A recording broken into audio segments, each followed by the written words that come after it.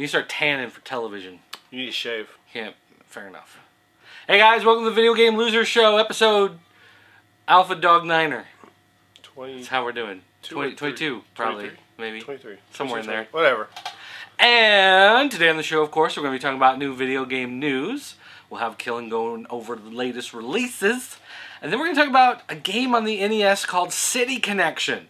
It was also available in arcades. And it was not the game that Killen was thinking of when he said we should play it. So this will be an interesting segment. Yeah, it's super terrible. No, it's actually a lot of fun. It's great. You are ridiculous. I own a couple different versions of it. You are ridiculous. All right, but first up, let's talk some of the game news that has besieged us over the last few days. First up, there's quite a pretty good possibility that Xbox 360s will not be imported into the United States for a little bit. Basically, here's what happened.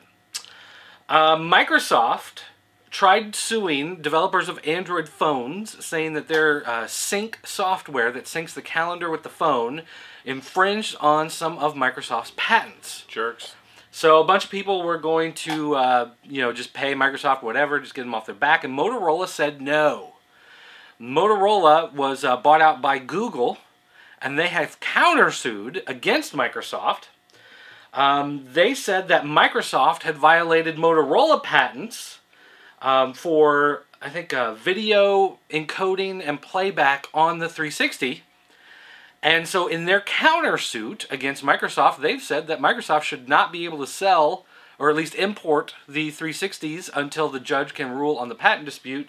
And the judge gave out the recommendation that, in fact, that should happen. Wow. So this is going to, let's see here.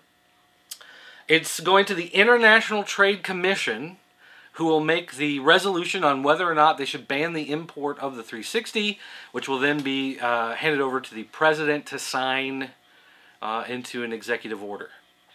So based on this patent dispute, basically Microsoft said to Motorola, we're not going to pay for your patents, but we still expect you to pay for our patents. And so Motorola then turned around and took it to the judge, and the judge said, yeah, well, looks like you guys are probably going to be out of luck. So that's what you guys have to look forward to. At some point in the near future, the 360 may not be able to be imported. No way. Microsoft's got way too much money and probably way too much pull for something like that to not occur. Well, the judge already released the recommendation. So, yeah, I mean... So he can recommend all he wants. They're going to go to some outside source, not in the U.S., where it's totally okay to bribe. And that's where they're going to throw some money down and squash this. Oh, apparently Motorola says that the patent also extends to Windows as well as the 360. Oh, so they just want to ruin Microsoft completely. You just woke the sleeping giant, man. You shouldn't have touched them. So anyway, there you go. So the 360 may or may not be available on store shelves. Oh, I'd love it. I would just love it if Motorola destroyed Microsoft. All Windows have to be no longer installed. They have to patch them and get them off systems, or... 360 has to stop, and they have to destroy all existing 360s, I want some horrific ruling. That'd be awesome. Let's see. The other big news that came out was Nintendo had a press conference called Nintendo Direct, and they announced a bunch of stuff that they didn't announce at E3. It was almost like they did E3 because they had to do E3, but they waited a couple weeks to do their own press conference to talk about the stuff they really wanted to talk about. So it was a little awkward. But... let's see, one of the first things that they announced was your favorite game, Super Smash Brothers. Oh, I love it. New version. They're actually bringing in some programmers from the company Sora and from Namco Bandai to help code the game to bring in some of the characters from those companies. So I think Sora doesn't really affect us a whole lot in as far as the characters that we'd recognize, but Namco Bandai has a pretty big cache of characters. Pac-Man pulled in. I'm hoping. Ooh, Pac-Man? That'd be awesome, right? You playing that? The other big thing that they announced is the new 3DS XL. This was previously known in the inner circles as the 3DS LL, but now they've officially decided to call it the XL. So just like the DS XL that had the bigger screen, this is a 90% bigger screen, as they call it. Top screen is 4.88 inches, and that's the 3D screen. The bottom touch screen is 4.18 inches. Of course, it's a much bigger unit, about the same size as the DS XL that came out. It will be available in the U.S. August 19th for $199.99. Super cheap. So if you're thinking about buying a 3DS this summer, stop and don't. Because I'm sure that's going to drop even lower for the XL, which is only going to be $200. Which, I mean, that really moves it into like that mass market kind of category. And doing it before Christmas. Yeah, but XL is like super big. You have to be prepared. I mean, you're used to using the 3DS, right, but small, simple. They also have the deal with Netflix, and Netflix has been working on making 3D movies a possibility on the 3DS. So if that rolls out in conjunction with this thing coming out, who cares about 3D? I do. I want to watch Tron Legacy in 3D on my 4.88-inch Nintendo DS 3DS XL screen. I will buy the system just so I can do that. Actually, that's the only reason why I signed up for Netflix in the first place, is because I thought that they already had the 3D movies working on the 3DS, and they don't. But we just went ahead and kept the Netflix anyway. It's totally worth the cost. So, you know. Animal Crossing 3DS will be arriving in Japan this fall, so probably looking at a spring release in the United States. Ooh. New Super Mario Bros. 2 will be bringing paid downloadable content of new levels. So after you beat that game, you will be able to continue playing with some of that stuff. They announced that 2 new virtual console titles will be hitting every week in July, pulling out a lot of their old Game Boy classics and bringing them back. And let's see, the other big thing is Fire Emblem will be coming to America in 2013. There's a new Fire Emblem game coming to the, I didn't say which system, but I would assume it's the Wii U, since that system's coming out this fall. It'll be coming next year, so a lot of fans of Fire Emblem. It's got a big fan following, so that could be good for them. Alright, so that's going to do it for, I think, Nintendo for a minute. We'll get back to Nintendo in a little bit, but for those of you who do own a 360, if you use a Datel controller, do you say Datel or Datel? I say Datel because it sounds dirty. Oh, I thought it was because it was made out of clay. Whatever. Datel, Datel, Datel, I made it out of clay. Well, anyway, if you own one of those, don't update your 360. An update has just come out, which basically kills the compatibility with your controllers. There are workarounds that are pretty in-depth that you can do, but it's probably best to just kind of hold off and wait to see if another update comes out that fixes it. But basically, Datel, Datel, however you want to call them. Datel. And Microsoft have been in a lot of patent disputes over their 360 compatible controllers. And 360, Microsoft doesn't like them very much. So whether or not this gets fixed in a future patch is kind of unknown at this point. It's a possibility. But, you know, it's kind of unlikely. Jerks. But it's possible. So, they're like, I mean, hey, I'm going to screw all your customers. Which, funny enough, is your customers, Microsoft.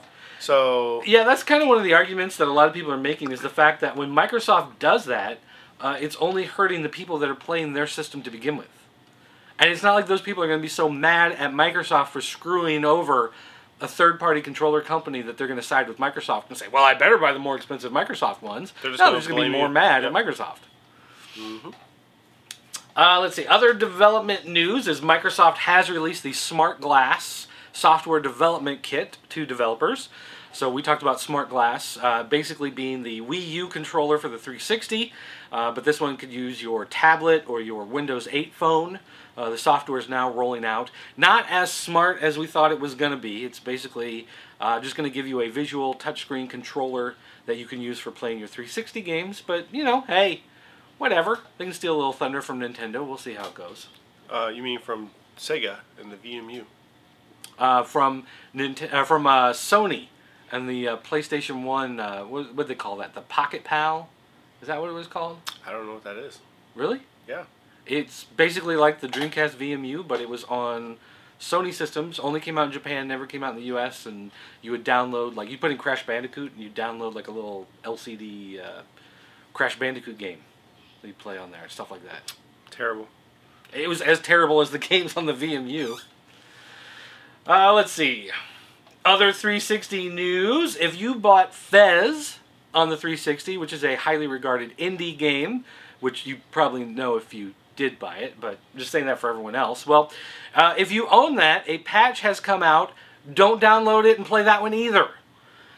Basically, that one leads to infinite death loops, corrupted save files.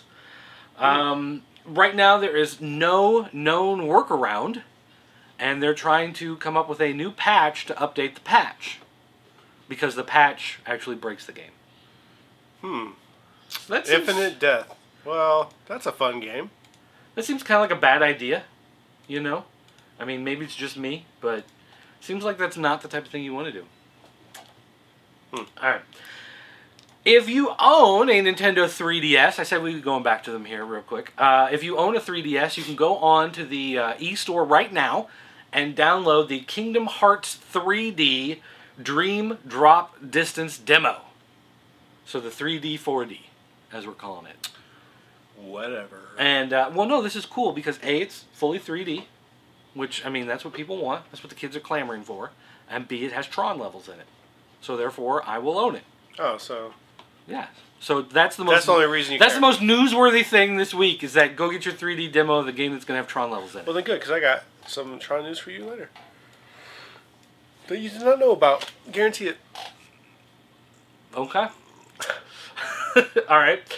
A new Kickstarter project will bring a trackball to a game controller. Don't want it. This is right now only as a PC-compatible controller, but originally it was envisioned as a PlayStation 2 controller. It's been in development so long that now it's finally going to Kickstarter as a PC controller, but they said they'd love to get it on other consoles if they can figure out how to do it. But basically, they took what looks like a PlayStation controller, and the second analog stick, the one on the right side, is replaced by a giant trackball. And so that way you can, you know, run around with the left stick, and then with the right stick, you flick the trackball to aim and interact. But only old people who tried to stick on that dead technology use that still. The trackball is the best technology ever. Better than the mouse or the touchpad. Oh, get out of here. The trackball is horrific. Trackball's better for gaming. It's horrific. Better for gaming. Horrific. But you gotta get the kind that uses the fingers, not the kind that uses the thumb. Thumb trackballs. That's stupid. That's ignorant. That's just lazy. You just want to be like, Well, to move anything. Well, yeah, because I usually sit at the table with my hands like this, and it makes it really hard to move, because, you know, I'm 5, and all the desks are too big, so having the trackball allows me to do it. You are short. Alright, next up, Dreamworks has the next video game blockbuster locked up and in production. You're going to see a new movie coming out based on Need for Speed. So, Fast and Furious. Or Gone in 60 Seconds. Completely redone. Or The Italian Job. That's stretching. Or Smokey and the Bandit. That's stretching. Dude, actually, if they just basically rewrite Smokey and the Bandit and call it Need for Speed, I'm in. Especially if Burt Reynolds gets a cameo. Of course, as long as it's something old, you're in. Exactly. You see how it works. How about SimCity? Is that old enough for you? That's cool. You cool with SimCity? SimCity's alright. Alright, well, SimCity Social is coming to Facebook. So you're going to be able to play SimCity online. Basically, EA Maxis and Playfish Beijing are working together. Reaching out there. They're basically taking the look from SimCity 2000 and putting it onto Facebook. They're trying to develop ways that allow you to work interactively, socially with your friends, but do more than just kind of like the Farmville, hey, I need potted plants. Send me potted plants. They're trying to actually work out ways that you're going to send commerce to and fro. You're going to have like import taxes and export taxes and actually like ecosystems of currency and government working together, which may even lead to you going to war with your friend's city and you know, having some little economic terrorism on them. Now, they didn't actually say that part, but I just want to pretend. But basically, you know, you have to do all the regular, you know, SimCity stuff with as far as balancing the government and the layout and make sure there's enough stores and enough gladiator combat arenas and all whatever type of stuff. But then you also have to keep up the good relations with your friends on there so that the people in your town will, you know, travel back and forth. So, Social SimCity. There you go. It's a blockbuster. Diablo 3 has added a new patch for people who buy a digital copy of the game. They will be stuck to the starter edition of the game for the first 72 hours. Now, the reason why they say they've done this is to restrict people, people who buy the digital, so that they are not basically just setting up an account to try to mess with the currency of the in-game auction house. So that they're not, you know, make an account, go in, then set up a secondary account so then they can just run in the auction house and bid against other people for the stuff that they're selling on their first account to try to bid up the prices. Oh, come on. So they're saying that they're Who's doing cut that? out. Well, apparently it was happening, so they had to come up with the patch. So it's at least 72 hours so that they won't be a high enough level that they can get to the live money auction house. And also so that their payment processing and everything will go through and can be finalized and held on to before they demand that refund. So they aren't doing those types of things. So. People, you know what? People will try to cheat the system no matter how much you want. Just play the game, man. Just play it. Yeah, but for a lot of people, that's how they live, is by cheating these games and their in-game currencies. Gold farming. Huh? How about gold farming and WoW? Look, you know what? No, that was dumb. I mean, I played WoW for a long time, and like that. I mean, those people deserve money because that is a job. To sit there all day long and just do nothing but gold farming. It's not like you got gold easily. You got to sit there and grab a bunch of crap, sell it, grab it, sell it, like all 24 hours a day. So those people, they need money because if they're just doing that, good for them. They weren't cheating; they were just farming. Well, and I don't think farming is cheating. I think that's you're all about the farmers. I think if you're putting in the time, that much time, you're getting up early with the crops. Yeah, you deserve it. Well, but in this case though, it's a little deceitful to open a secondary account just so you can go in and bid against other people bidding on your own items just so you can, you know, drive the price up. Yeah, but I just can't. That's a little shady. Well, how do they get the money? What do you mean? Because you have to have the money to bid.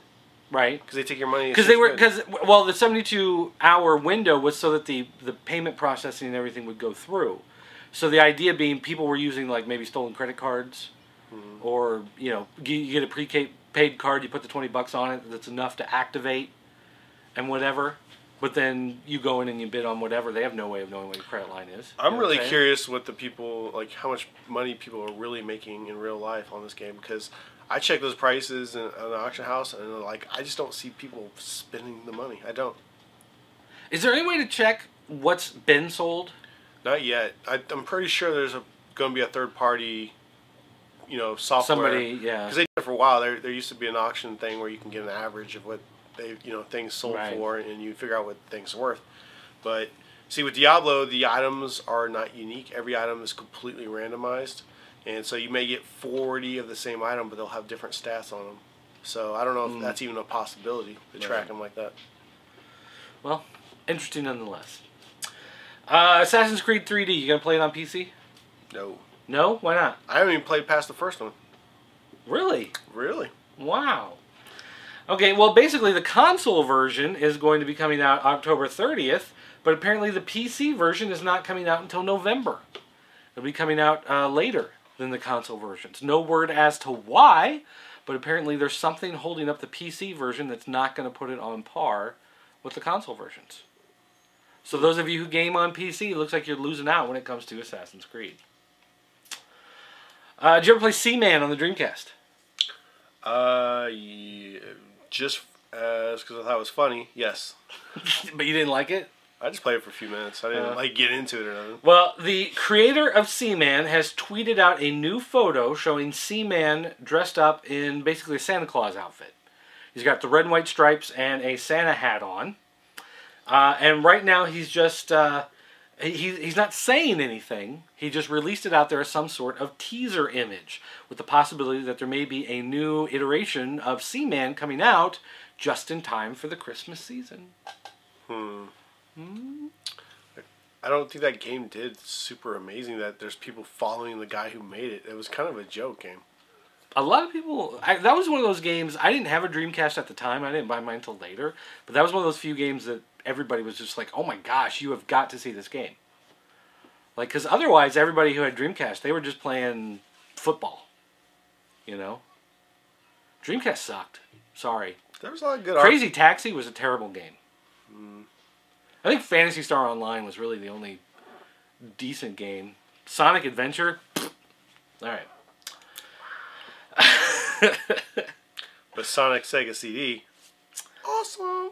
EA's Senior Vice President of Global E-Commerce, David DiMartini, says that EA's online service, Origin, is going to do better than Steam. Wow. In fact, in his own words, he said that Steam is like the MySpace, whereas Origin is going to be the Facebook. If Facebook never came along, we'd all be stuck on MySpace, and MySpace sucks. Therefore, they created Origin so that everyone can move over to Origin and have a real experience. Like, what could be different? Well, one of the things he's saying is that they want to keep the integrity of game prices up, so they're not going to be doing the crazy Steam type sales. Well, I don't like you already. To me, that's really the only reason why I love Steam so much, is that midweek madness. Get this game, normally $29.99, $6.99. Yeah. For no reason. So they're basically saying, we're going to screw you guys over, but we're awesome. Well, the one thing that he points out, though, is the fact that for independent developers, if they make a game and suddenly it goes on Midweek Madness and it's at a huge discount, they're not making a lot of profit off of that.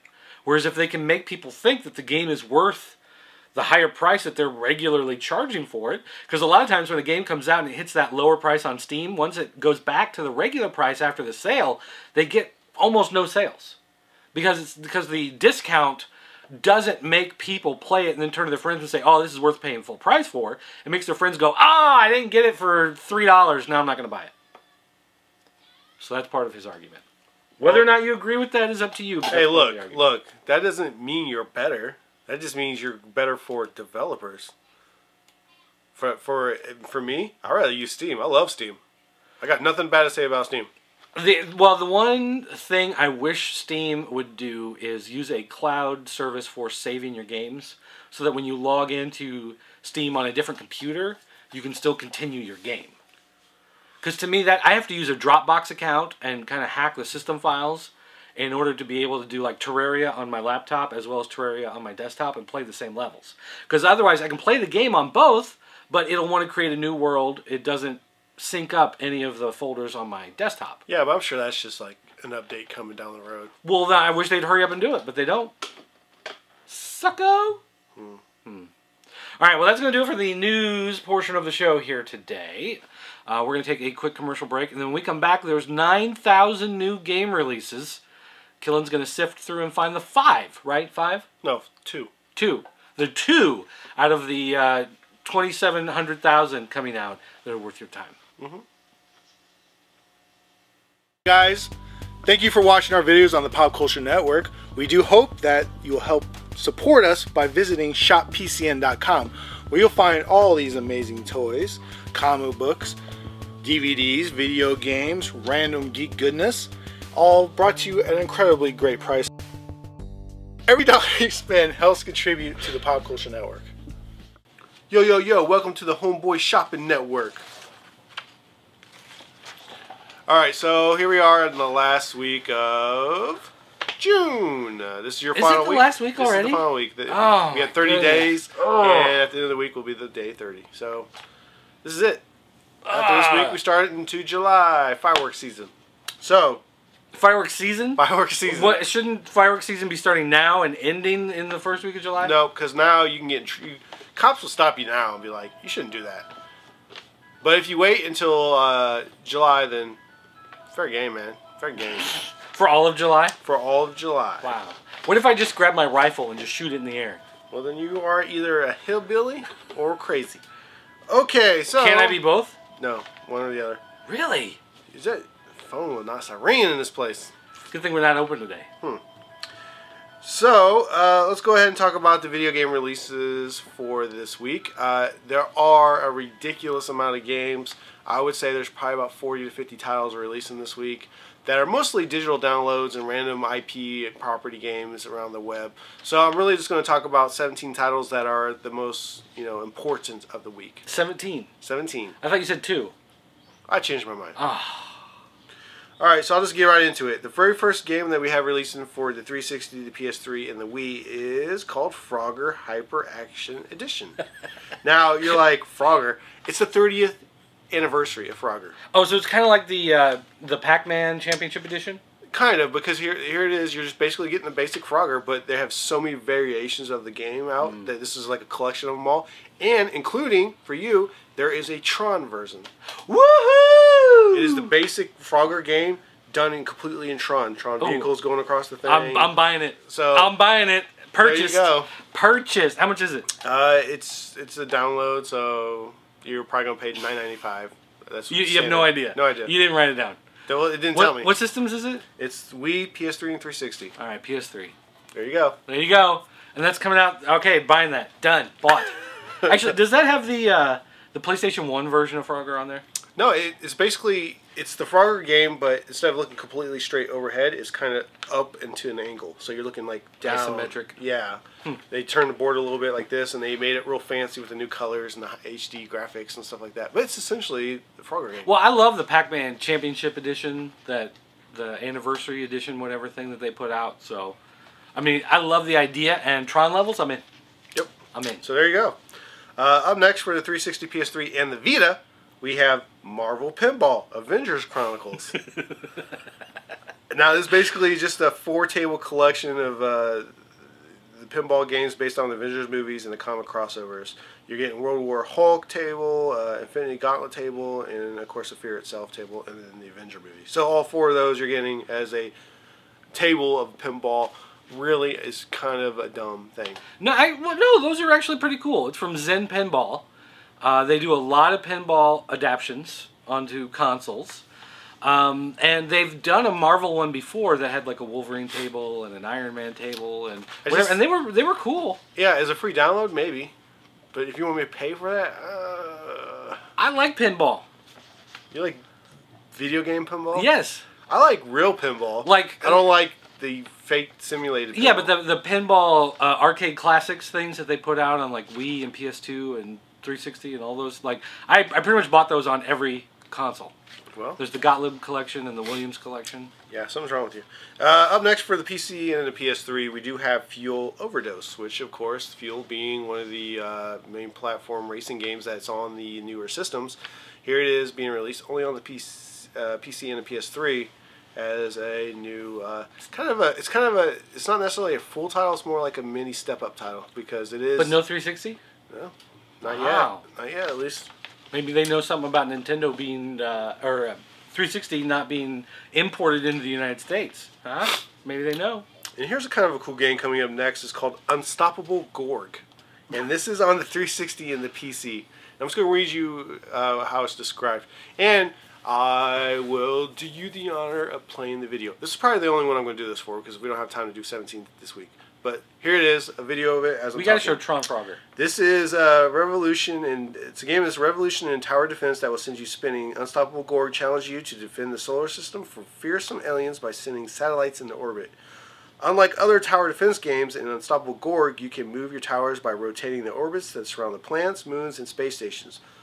Unstoppable Gorg is a lovingly crafted homage to vintage sci-fi films from the 1950s. Ooh, I'm in. Flying saucers, rubbery aliens, and dodgy effects. It's got it all. The game's story scenes were shot on film using models, miniatures, and live-action actors, and then edited together with genuine archive footage to create a classic sci-fi experience. Oh, that sounds awesome. And it is on a download for $9.99. Nice. So you're getting a cool little tower defense game set in aliens in orbit, and it's going to use old 1950s style filmography to tell the story of the game. I love it. I'm in. So it might be cool. What's that? Well, it reminds me kind of. It sounds like Destroy All Humans. Mm-hmm. Did you ever play that one? Yeah, I did. That was that sci-fi, cheesy sci-fi. With the Jack Nicklaus alien. You mean Jack Nicholson? Did I say Nicholas? Yeah, the Same guy. golfer. Same guy. Yeah. He makes your what? Your lemonade tea. That's the Jack Nicholson. Oh, Arnold Palmer makes. Let's that get one, that right. Yeah, you and your old man golfers. Arnold you Palmer. and old man golfers. Arnold Palmer, man, he makes a mean drink. I just like history. You just like old men who play golf. Yeah. Up next for the fetish, 360 PC and the PS3, we have Rotastic. And it is a 2D arcade puzzle, funny cartoon style game. And here's what it is. Basically, it's just a casual game, and you have like a little warrior, kind of like a Viking kind of guy, who's in like a little bubble, kind of like Super Monkey Ball. And basically, you are just either collecting gems or you're destroying objects, and you're swinging around, and it's like you're stuck in one, a static picture, and you just have to kind of do the various obstacles and knock them out or collect items, as you would any action puzzle style game. But it's kind of got a funny, cartoon style humor to it. Would you play it? Yeah, I'd play for a little bit. It's casual. You jump in, play for a little bit, and get out. That's what she said. So, kind of fun, interesting. Up next for the PS3 and the Vita, you're going to get the Oddworld Munch's Odyssey HD release. So you're getting the old, was it Xbox it was on? Yeah, Xbox. You're going to get that game redone, and it's now available for the PS3 and Vita. So if you love that game, which a lot of people did, there you go. Up next, Max Payne 3 Local Justice Map Pack. This is going to be on PS3, 360, and a PC, of course. Now, this is the first of 7 digital download contents that is coming for Max Payne. And it is basically a map pack. It's going to include the police precinct and yet-to-be-named maps for the gang wars, deathmatch, team deathmatch, and the painkiller modes. Would you play deathmatch and team deathmatch on a Max Payne?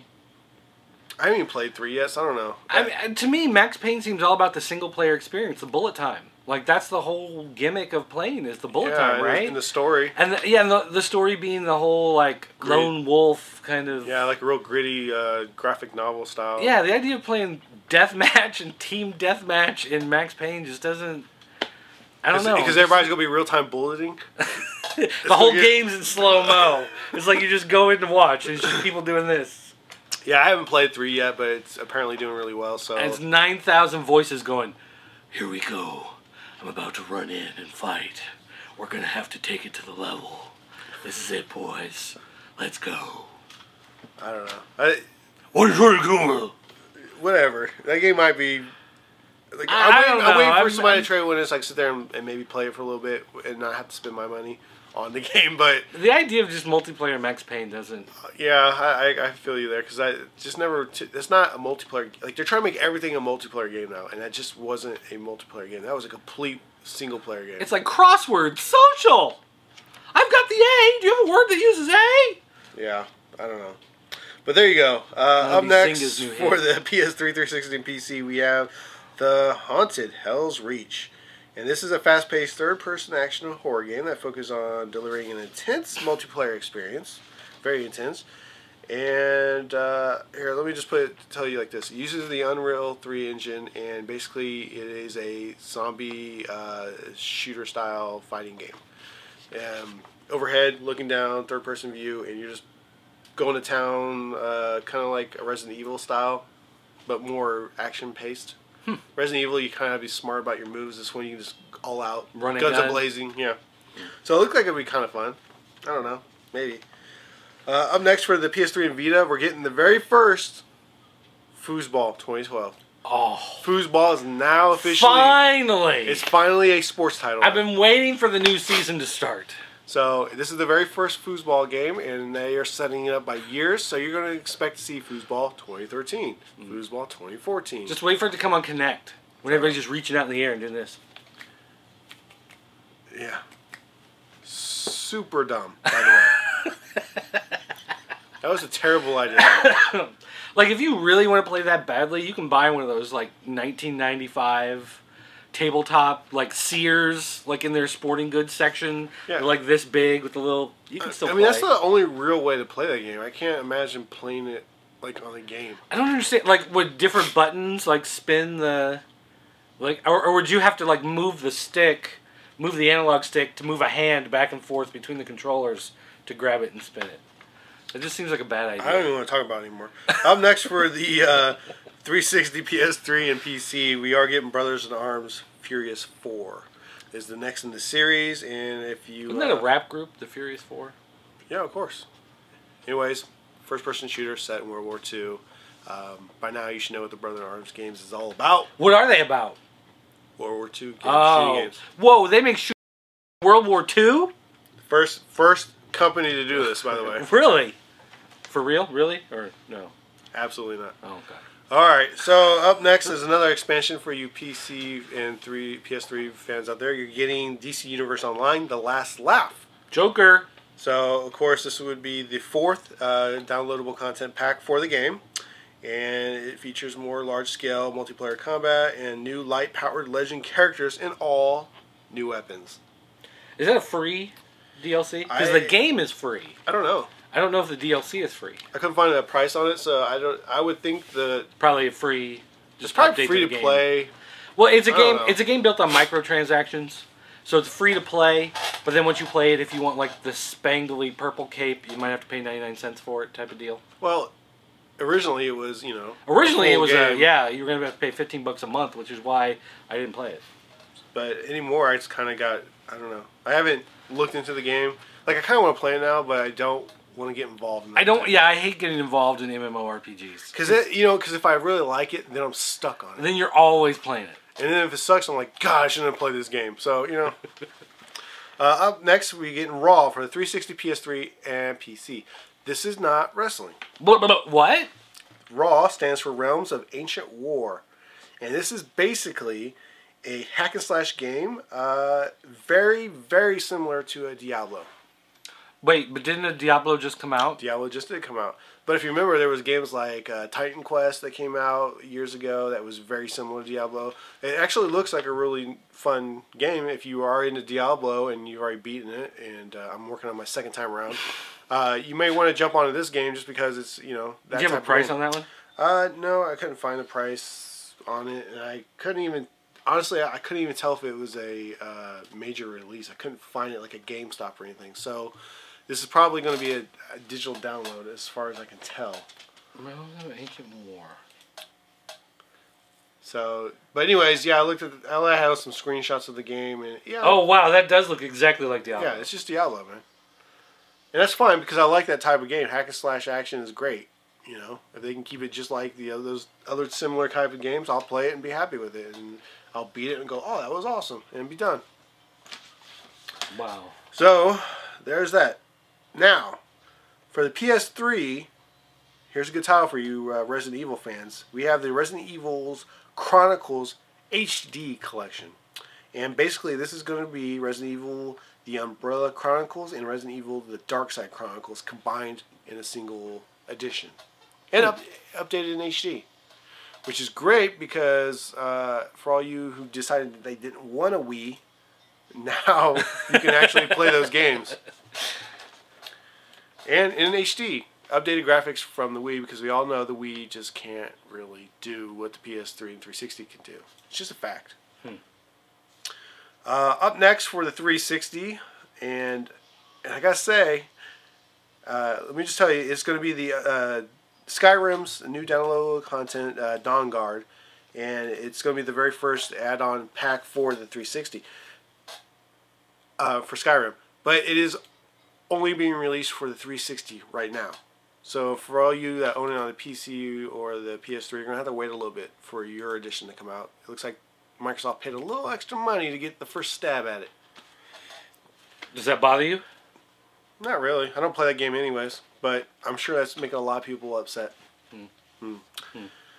And we have a major release coming out. It's going to be, of course, the Amazing Spider-Man game, which is releasing on the 360, the PS3, the Wii, the DS, and the 3DS. Ooh. And but no Vita? I'm sure that's going to be coming in the next week, Vita. Okay.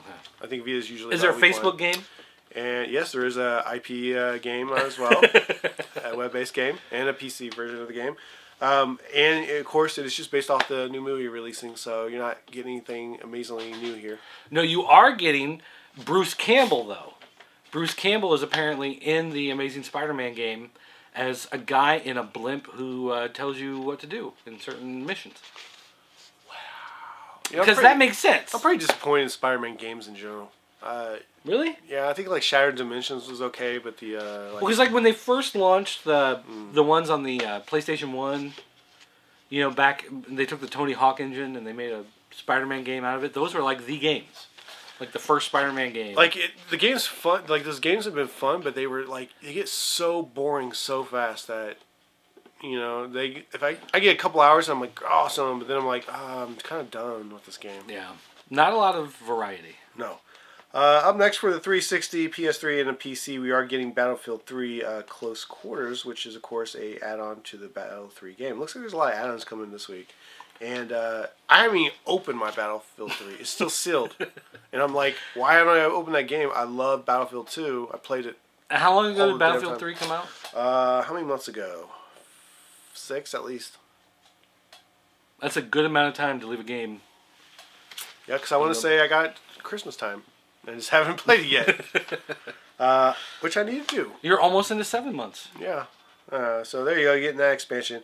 And finally, the last game we're going to talk about this week is going to be the London 2012, the official video game of the Olympic Games. Yes! And this is going to be on the 360, PC, and PS3. And basically, it lets you experience what it would be like if you were in the Olympic Games. Real simple. These games are always the hot sellers, right?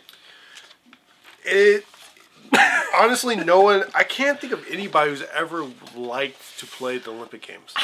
Except for like Mario and Sonic at the London Olympic Games. Yeah, only because they had those characters right. in it. But I mean, other than that, have you ever seen the Olympic Games on like PS2 come get traded in? I just don't know why people. Yeah, like running a video game store. Do we see these as trade-ins? No, never. Because people never buy them.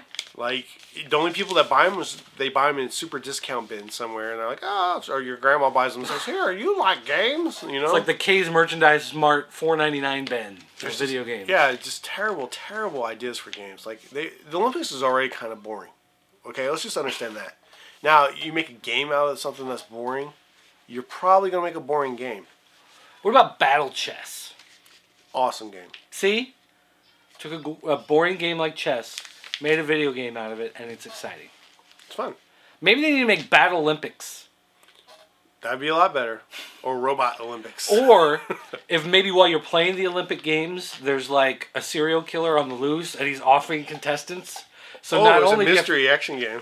Not only do you have to win the 100-meter dash, but you got to figure out who killed Ogle Slurgoff in the skeet shooting competition. Or, better yet, Zombie Olympics.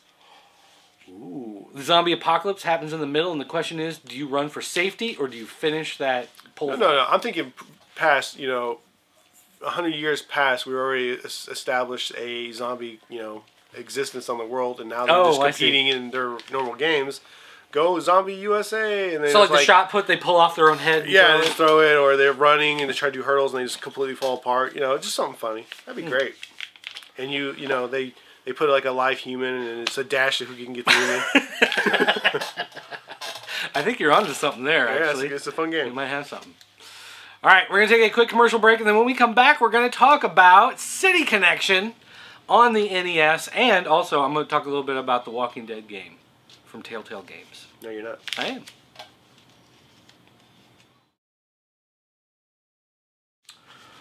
Alright guys, welcome back to the Video Game Loser Show. We've got a couple things from the fan corner to talk about. Then we're going to be talking about, I don't know, other stuff. Peace pipes. Something.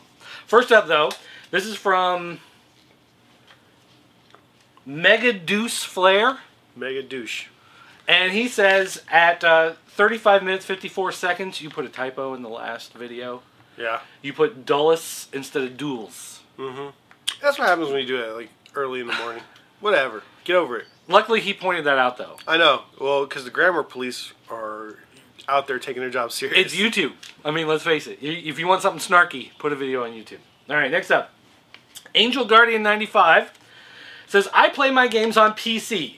Sorry, Dirt, and I love to play some games on my PC and can take her to the McDonald's to play or to the school. I have no idea what that means, but I love it. Thank you. Apparently, if you play games on the PC, your PC is female, You can take your PC to school and McDonald's. Mine's female. That must be a date. He's taking his PC on a date. Mine's a female. He's got some sort of love bot from the future that we don't know about. Finally, Mushroom Hill says, I'm sorry, but I think Nintendo is on death's doorstep in America. Their best bet is to keep the console in Japan and develop some of their flagship games for Sony and Microsoft. I know it's completely unorthodox, but they're going to need to do some out-of-the-box thinking. You know, that's crazy. That would be like telling Sega to stop making game hardware and just start putting their games out on other people's game systems. I mean, that just makes no sense. How would that even work? You know, that was kind of one of the saddest moments of my life when Sega says, I'm done. Really? Yeah, I was like, what? Come on, Sega. You have some good things going for you. Why are you giving up? Because of the Saturn. Actually, no, because of the Sega CD. It was all downhill from Sega CD from that point on. What? Yeah. No. No, look, no. Saturn was awesome. I liked the Sega CD, but when they put out the Sega CD, then the 32X, then the CDX, then the Nomad, and then the Saturn, all in the span of like a year and a half, suddenly they were pushing too many hardware systems at one point in time with no focus on any particular one. Plus the fact that they pushed the Saturn out early without developers or retailers being able to, tune games for the systems or being able to, as far as retailers go, knowing that they were coming. So people like KB Games said, we're not carrying the system. You didn't tell us it was coming out. We're not taking this as some sort of surprise. Done. And they wouldn't carry Sega anymore. And they just floundered and floundered and floundered. And the Dreamcast, by the time the Dreamcast came out, remember how quickly they discounted that thing? Mm-hmm. I mean, that was like rapid fire. It was dropping price. Well, they spent so much money advertising it. And they did the big thing with Sony, or with SegaNet, their online service, where they wanted you to pay $14.95 a month for their dial-up service just for your console. You know, and all of that. And by the time that, they just spread themselves out too thin. Which would totally would have fly nowadays. But it was just a little too ahead of its time back then. People were like, I'm not paying for that. I already pay, $19.95 a month for my AOL. I'm not paying for that too. Exactly. So, I mean, they just, starting with Sega CD, they just spread themselves out too thin with everything that they were pushing out at the same time. Yeah, but you can't even put Nomad in that category. It's just a mobile Well, Genesis. No, but the point being is that they were putting money into development, into the marketing of Nomad, into the Game Gear, into the Genesis, But I gotta the say, 3DX. Saturn, awesome system. That has some amazing games. I gotta tell you, some of my favorite games still is on the Saturn. Like Lunar. Yeah, that was on the PlayStation 2. That was an okay game. But there was Tomb Raider. There was the Heroes game that had the 3 different levels of fighting that you can go back and forth, and you can unlock a massive amount of characters. That was really awesome. And then there was some other game, was like Dragon Towers or Dragon something like that, which you would take your armies against different points of castles and get generals and recruit them. That was a really fun game. Panzer Dragoon. Yeah. Was that the one on? Yeah, were you flying the dragons? Well, that was on PlayStation 2, but yeah, it was also Saturn. No, that was. Well, that later. They did a sequel that came out on multiple systems later, but I think Panzer the original... Dragoon. Well, I think the original was a Saturn exclusive. Panzer Dragon Orca came out on Xbox. Yeah, but the original one, I don't think the original one was multi. I think you're wrong. Okay, Google.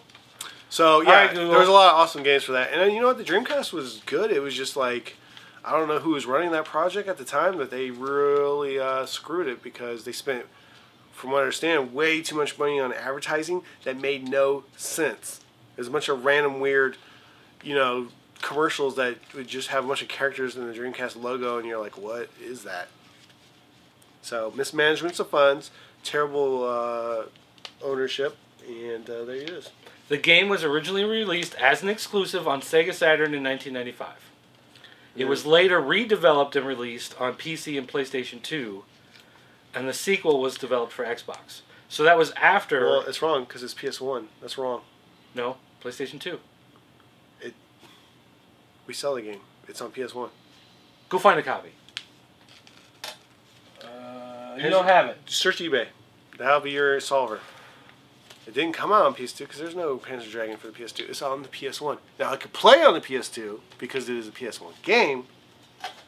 Are you saying that Wikipedia is wrong?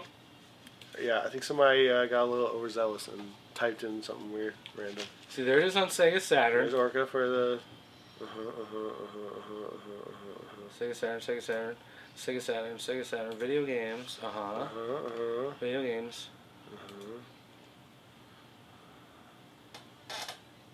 PS2, Panzer Dragoon. Panzer Dragoon, Sony PlayStation 2, 2006. PlayStation 2, 2006.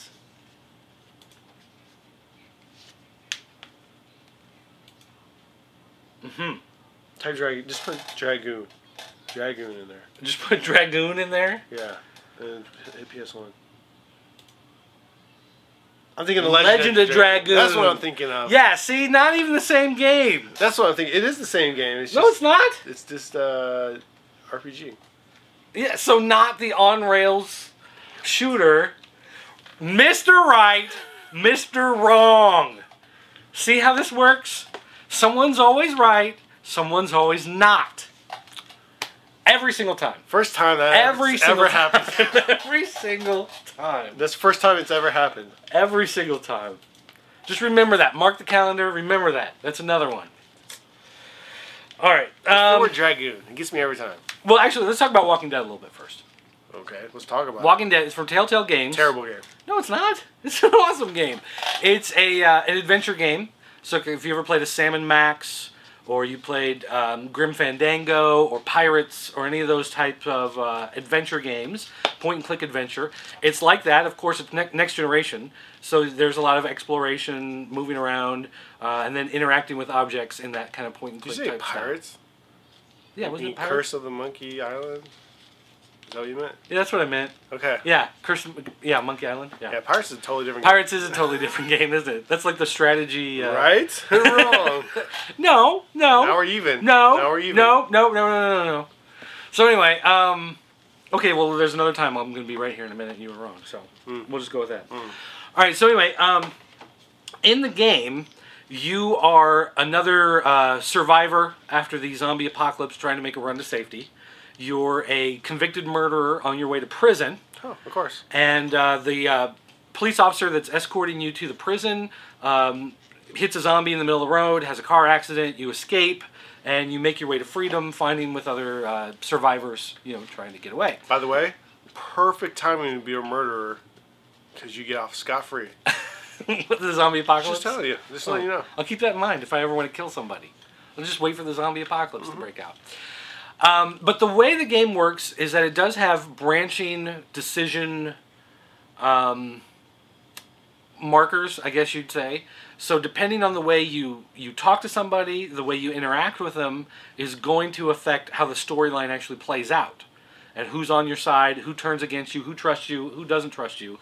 Depending on how truthful you are to them. Depending on who you save. There are several points in the game where two people are hurt or about to get eaten or whatever, and you got to choose one person over the other. So that's going to change the way the game plays, obviously, if you save the guy who's good with technology or the chick with the handgun. That's definitely going to make a difference on how things play out. And the way the game is designed, it's actually in 5 segments.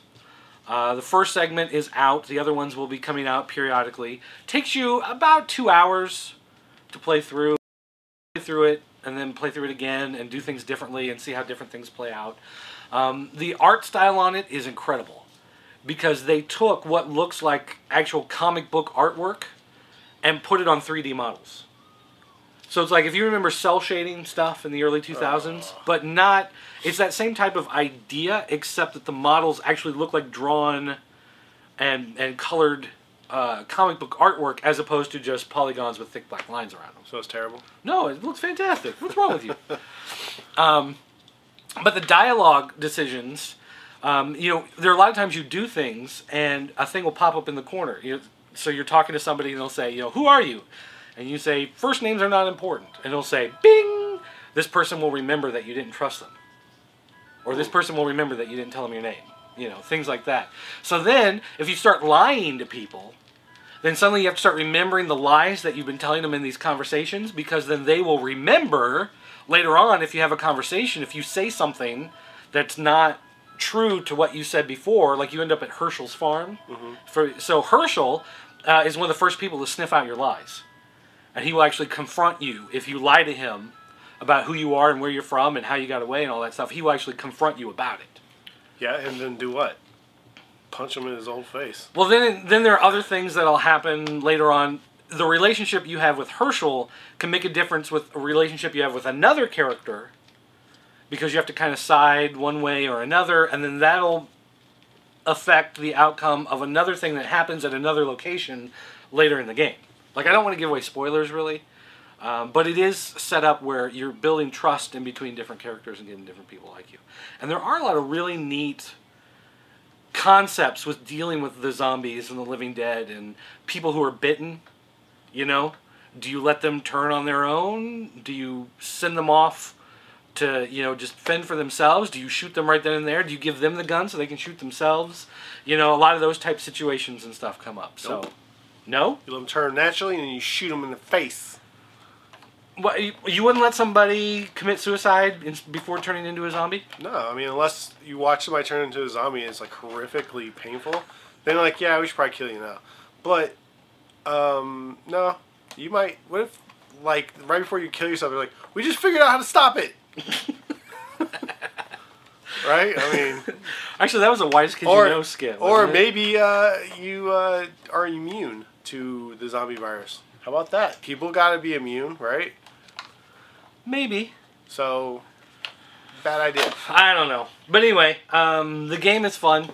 It's definitely one of those games that you'll play through a couple times to see how the things go. And then plus, the later chapters with things unfolding, it might be one of those things where, you know, 3 hours down the line, you realize you should have done something differently the first time, and playing through it the second time isn't really that big of a chore.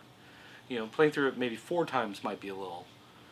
because there's no way to skip the dialogue, so that may be a little too much. But boring. But I love the puzzles. I love figuring out, you know, you found a pillow and a spark plug. How are you getting the ice pick out of the car? You know, I love those types of things anyway. Problem solving. So there you go. Stick the spark plug in the zombie's eye socket and use the pillow to punch through the window.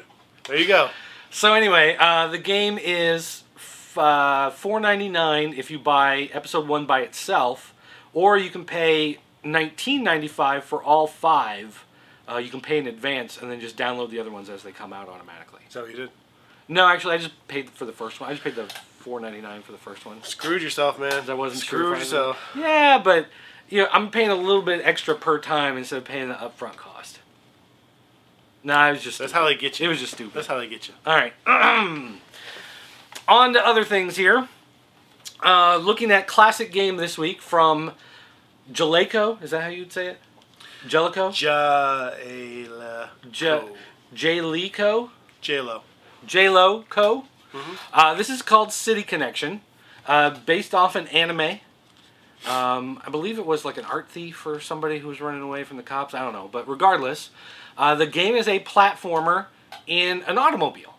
And basically the way it works is you have different levels on the screen. You're going to show footage, right? Yes. So people can see it? Yes, it's a terrible game. And basically you drive, and as you drive, you're marking off the streets. And you have to move down levels and up levels, back and forth. You can pick up oil cans and throw them at the police who are chasing after you, whatnot. And you hit them, and they spin, and then you can bump them out, and you get like 1,000 points. But if you can spin a whole bunch and then hit the first one and knock them into the other, then it'll be like 1,000 points, 5,000 points, 10,000 points. Like you can build up scores, domino them that way. Yeah. This was an arcade game, and the game on the Nintendo cartridge is actually a pretty good home version of the arcade game. The arcade game just had crisper graphics and more colors on the palette, but as far as the gameplay, pretty much identical. There was a problem with a lot of Nintendo games having the same name as the arcade game, but not really being all that similar. And this one actually stands up pretty well. Just let you know how terrible the arcade game is. Now, why don't you like it? This is the dumbest game. Like, it's good for like 10 minutes, and then it is boring as can be. It's Pac-Man, but you're in cars. Instead of eating the dots, you're driving along painting the ground behind you. But otherwise, it's the same. You're doing the jumps, you know, to get up to the level or dropping down to the level, and you're jumping over your enemies. But I mean, it's fine. it's the same. It's Pac-Man. It's fine. They It's just just- reworked it's it with boring. some nicer graphics. It's just boring. I hate it. I hate the game. It is not fun. It is like, I mean, if I was in like an arcade tournament and this is one of the games, I'd be like, yeah, I'm going to destroy this game. But it's just like, I would not choose this game. See, I bought this game on the Virtual Console on my Wii a year ago, whatever. I play this game all the time. I love this game. And I used to play it a lot in the arcade. When my parents would go on a family vacation, we'd go to this like campground resort in Branson, Missouri, where my grandpa owned like this timeshare vacation spot. I don't know what it was, but basically by the pool they had an arcade. And this was in one of the sit-down environmental with the steering wheel. And so you would actually use the steering wheel, you know, to play the game. And so I played this game all the time in the arcade. I don't know how much money I put in there because I'd rather do that than hang out with my family on vacation. So I used to play this game all the time. And I love this game. And now this, to be fair though, you actually thought this was a different game. I did. So again, you're wrong. I was right. I knew what the game was. You didn't know what the game was. I can't think of the name of the game, but it's either, it has something to do with City or Connection, where it's basically a police chasing you game. And it was an arcade game, and it was overhead, and you were looking down at the street, and the game had a steering wheel. That's how it was controlled, and you would drive through the paths, and there would be like people's yards, and you can go through the yards, and basically all the cops were doing was just chasing you. I think it started out normal, where the cops weren't chasing you, you were just driving. But then later the cops would start chasing you, the helicopters would come, and get like pretty intense, and you were trying to get kind of like a Spy Hunter game. You were trying to get to the further point down the road, and Now this was an arcade game? it was an arcade game. It was steering wheel controlled. I just seen it at an auction. But you thought it was also on Nintendo, or you just thought that this was the game on Nintendo? I don't know if it's on a console, but when I saw that title, and I was like, oh man, that must be the game. And it had a similar concept, but no, it's not the game. Well, if anybody watching here thinks you may know what the game is, let us know. Yeah. Send an email to killen@popculturenetwork.com or dirt@popculturenetwork.com. Because I want to play it. Also, don't forget you can leave us a voicemail by calling area code 217-953-4025. Also, you can stop by popculturenetwork.com, leave a comment on the forums, and of course, come and leave a comment in the fan corner section. You can ask questions, leave comments there, and we will respond to them here on the show. So, anyway, I guess that's going to do it for this week. Unless you got anything else to add? No, that's it. I mean, this game's terrible. So. I guess the only thing I have to add then is that this world is pinkalicious. Thanks for watching, guys. We'll see you next time.